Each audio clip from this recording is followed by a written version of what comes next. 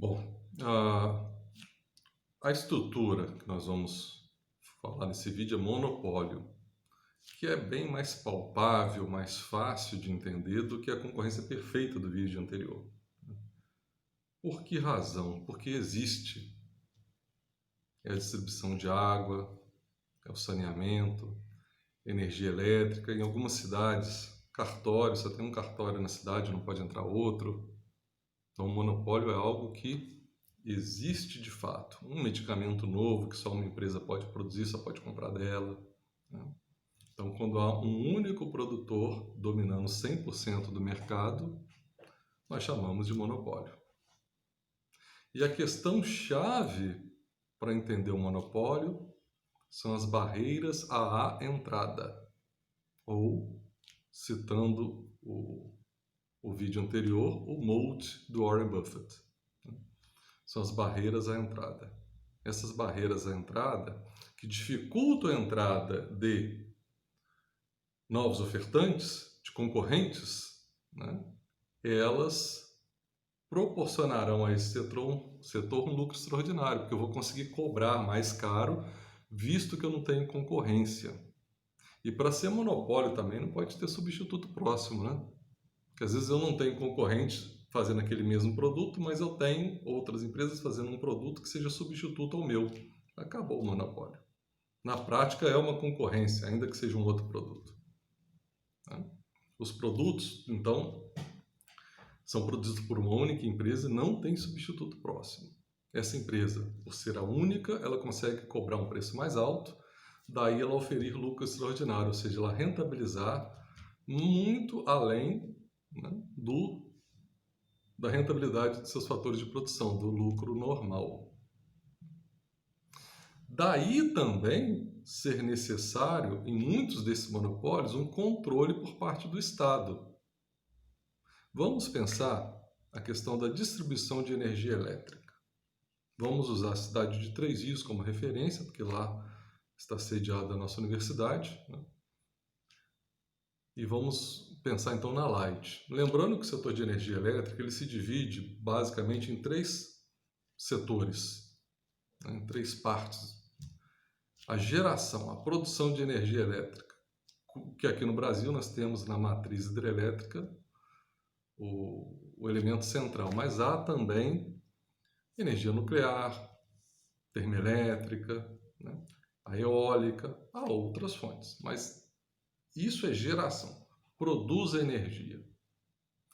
Para essa energia chegar aos centros, pensa, eu estou lá, né, no noroeste, falei certo, noroeste paranaense, usina de Itaipu. Como é que a energia de Itaipu vai chegar aqui na divisa de Rio com Minas? Linhas de transmissão, essas famosas torres que a gente vê quando a gente está fazendo viagens rodoviárias. Então tem as empresas de transmissão de energia. E por fim, né, quando essas linhas chegam nas cidades, uma empresa está comprando essa energia, está transformando essa energia em numa voltagem menos perigosa para os consumidores.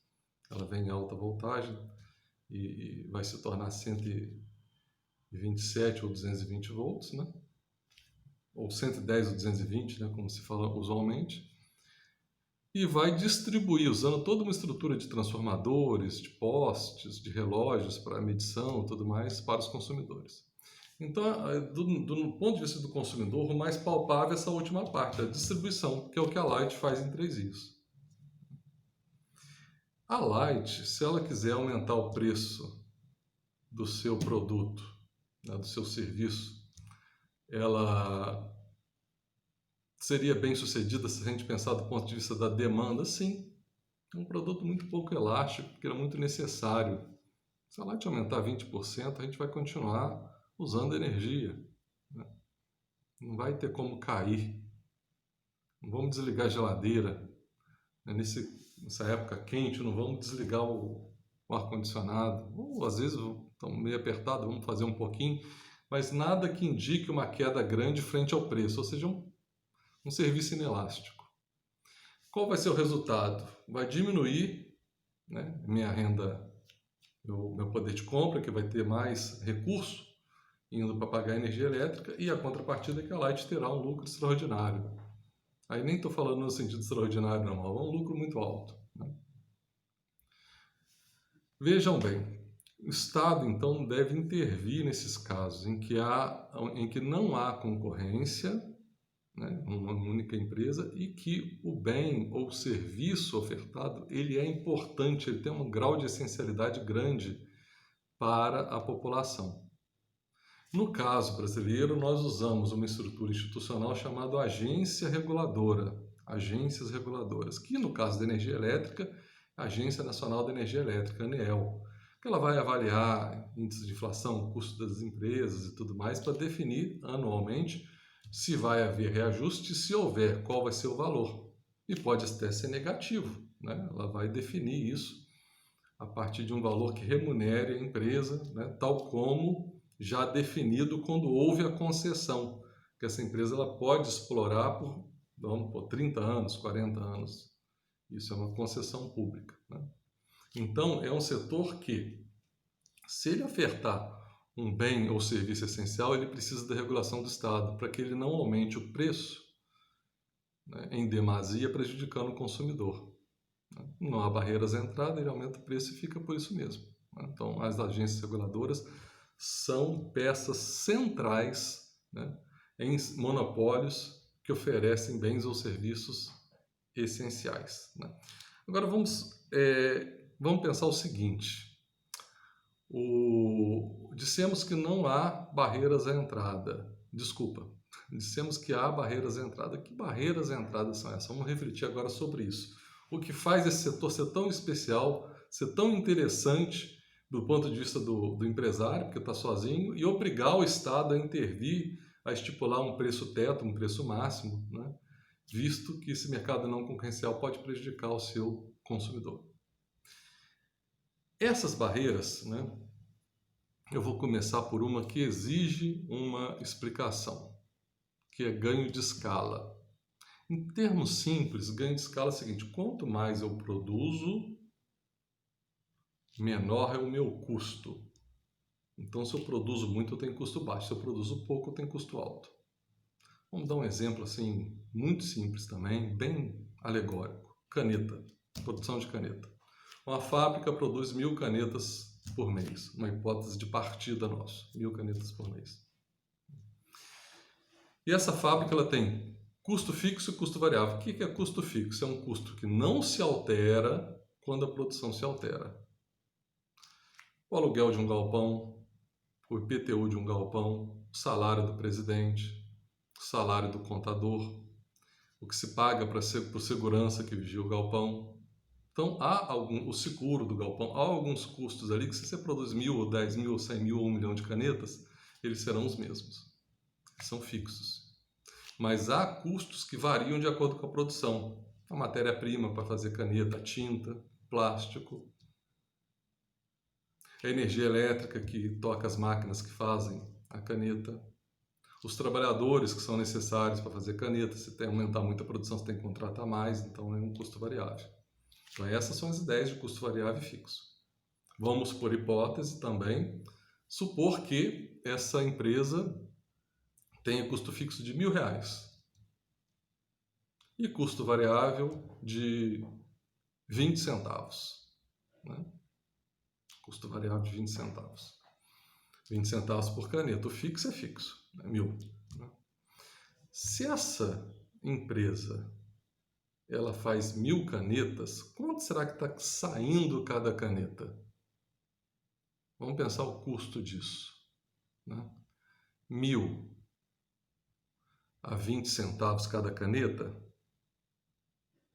está gastando R$200 em custo variável. Mas eu tenho um custo fixo, que esse que não se altera, de 1.000. Então, 1.000 de fixo, 200 de variável, R$1.200. R$1.200 para produzir 1.000 canetas. Cada caneta está saindo por R$1,20. Tá certo? Vamos ao raciocínio. R$1.000 é fixo, não se altera. O variável é 20 centavos por caneta. Então, são 1.000 canetas, R$200.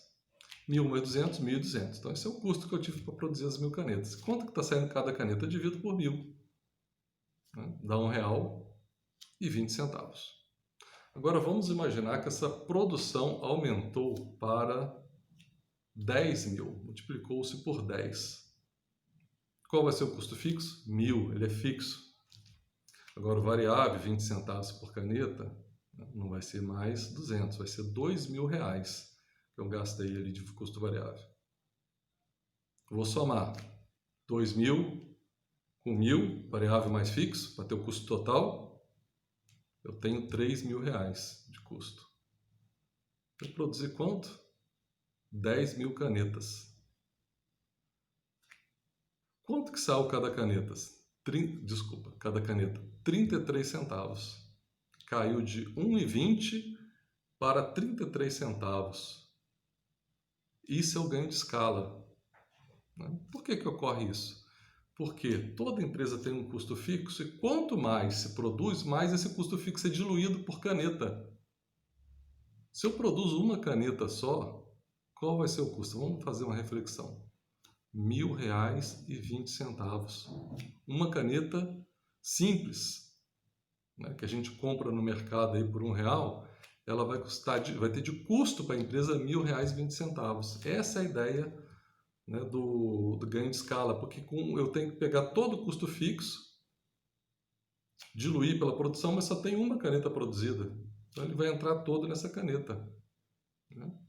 Bom, o ganho de escala não significa que nós teremos custos declinantes ad infinitum. Chega um momento que você está próximo da capacidade máxima da fábrica e você não consegue mais aumentar. Ou você aumenta pegando uma máquina velha, contratando um trabalhador que não está preparado ainda, um trabalhador de outro setor, porque você está ali no limite, precisando de aumentar, está meio que até desesperado de tamanha demanda.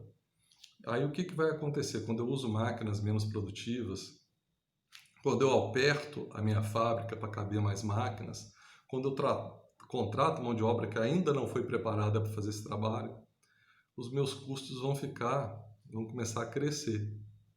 Então, o ganho de escala, ele ocorre em um primeiro momento, em que eu estou saindo do zero produzido, né, até um ponto que eu estou indo no ótimo da minha fábrica. Quando eu ultrapasso esse limite da minha fábrica, eu começo a subir o meu custo por produto.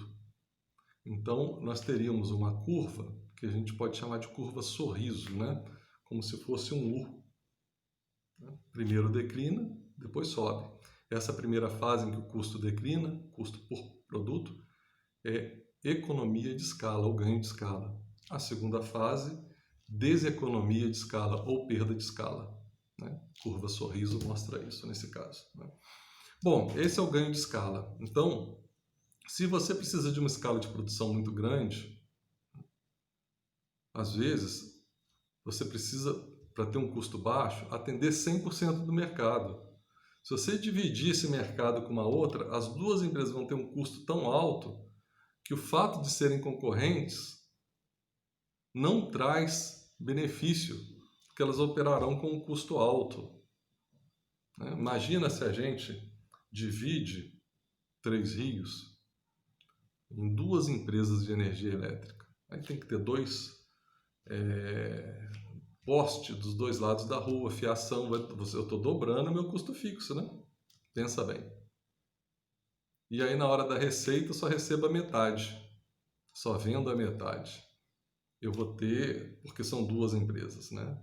É um caso clássico de deseconomia de escala. O custo vai ser tão alto que o preço final do consumidor vai ser mais alto se houver duas empresas do que se houver uma só.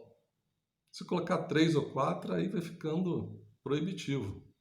No limite, uma empresa para cada casa. Eu vou pagar no quilowatt da energia um valor que vale quase a minha casa.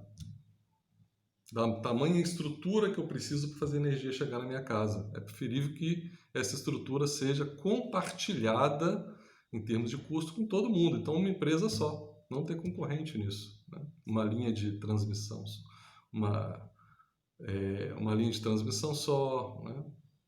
Um transformador só na rua, os postes só de um lado da calçada. A gente tem que reduzir o custo fixo nesse caso. São monopólios também chamados de naturais. É inevitável ser monopólio. O mesmo vale para a estrutura de água e saneamento. Não tem como não ser. Então essa é uma barreira à entrada associada a elevados custos fixos, né, que precisam de ganho de escala, precisam de volume para operar, né? Bom, um caso mais simples de entender são as patentes. Então vamos supor, uma empresa chega agora, nesse exato momento, nós estamos no mês de outubro, com uma vacina testada, comprovada, né? OMS, FDA norte-americana, Anvisa Brasil, todo mundo já testou, ótima vacina, um grau de eficiência alto percentualmente, efeito colateral diminuto, né? Essa empresa, né? Vamos imaginar que não houve acordo com o governo também, né? Que aí muda um pouco a história. Essa empresa, vamos supor que ela produziu essa vacina por $50. Se ela cobrar $500, ela vende. Claro que vende, né? Tantas pessoas, né, desse grupo de risco que não podem sair de casa e mesmo não saindo correm risco de pegar, porque tem que ir às vezes no médico, tem que receber algum prestador de serviço em casa, algum parente, algum neto que mora consigo. Mesmo você não saindo de casa, você ainda corre risco de pegar isso e falecer. Veja bem, esse pessoal vai pagar $500, claro, quem tiver, né? Infelizmente, nem todo mundo vai ter acesso, mas quem tiver paga, essa empresa vai ter um lucro extraordinário. Por quê? Porque ela tem a patente, ela desenvolveu essa tecnologia e ela pode explorar sozinha por um determinado período de tempo. E aí tem uma questão, se é justo ou injusto. É injusto porque essa empresa vai ter um lucro extraordinário e porque vai prejudicar um consumidor que poderia ter acesso a um medicamento, a uma vacina mais barata. Mas é justo, por outro lado, se você refletir que se ela não pudesse ter esse direito de explorar sozinha, ela não desenvolveria o produto, não gastaria dezenas, centenas de milhões de dólares para desenvolver esse produto. Então a patente é um estímulo ao investimento em medicamentos. Então tem os dois lados, a gente tem que refletir sobre isso, né? Então patentes, essa proteção, ela é uma barreira à entrada importante. Outra barreira é controle de matéria-prima. Vamos uma hipótese, né? Um país totalmente fechado, que não tem comércio exterior, só tenha uma mina de bauxita, que é de propriedade de uma siderúrgica de alumínio. A bauxita é matéria-prima do alumínio. Tem como haver outra siderúrgica de alumínio? Não. Porque aquela siderúrgica, ela controla a matéria-prima. Então não adianta você ter outra, porque ela não vai ter matéria-prima para trabalhar. Pressupondo, como eu disse inicialmente, que não haja comércio exterior, esse país seja, entre aspas, isolado, né? Então, temos aí mais um elemento que mostra a barreira à entrada, que ao dificultar a entrada de novos ingressantes, permite ter lucro extraordinário e que, sendo um bem ou serviço essencial, exige a ação do Estado, que se dá atualmente pela regulamentação institucional brasileira, pelas agências reguladoras, né? Você tem o exemplo da ANEEL. E, né, um ponto assim para a gente refletir, na concorrência perfeita não fazia sentido fazer publicidade, ter concorrência extra-preço. Ao preço de mercado eu vendo a quantidade que eu desejo, né? E no monopólio há sentido? Consuma mais energia elétrica, consuma mais água. O Galeão frequente meu aeroporto, use mais o meu aeroporto. Voo internacional ele monopoliza. Ninguém vai usar mais a infraestrutura aeroporto porque tem uma publicidade do aeroporto. Ninguém vai usar mais energia elétrica porque tem publicidade de energia elétrica ou de água, né? Até pelo contrário, como às vezes esses serviços estão escassos, principalmente a água, às vezes você tem que fazer uma campanha contrária, né, no período de seca. Então, a concorrência extrapreço, a publicidade tradicional, ela não cabe no monopólio. Porém, ela a publicidade ela faz um sentido enquanto publicidade institucional para melhorar ou para preservar a imagem da empresa. Então a empresa ela tem um projeto social de reflorestamento, por exemplo, né? Que felizmente é um tema que está na moda, né? Está na moda pelo menos na sociedade civil. E aí ela vai fazer a publicidade, ficar bem vista, sua empresa bem vista, isso é bom até para os funcionários, né? Facilita a contratação de determinado tipo de trabalhador de nível mais alto, uma empresa mais amigável com o meio ambiente, com responsabilidade social, governança social e corporativa, né? ESG, ESG, né? Que é um tema hoje muito, né, discutido no mercado empresarial, no mercado corporativo, né? Então, há sim concorrência, há sim publicidade no monopólio, mas focando a melhora da imagem da empresa, ou a preservação da boa imagem da empresa. Tá? Então, esse é o monopólio e, em seguida, partiremos para as duas estruturas que ainda faltam, que é oligopólio e concorrência monopolística, do lado de quem oferta. Porque depois a gente vai ver também a estrutura do lado de quem compra, muda um pouco o raciocínio.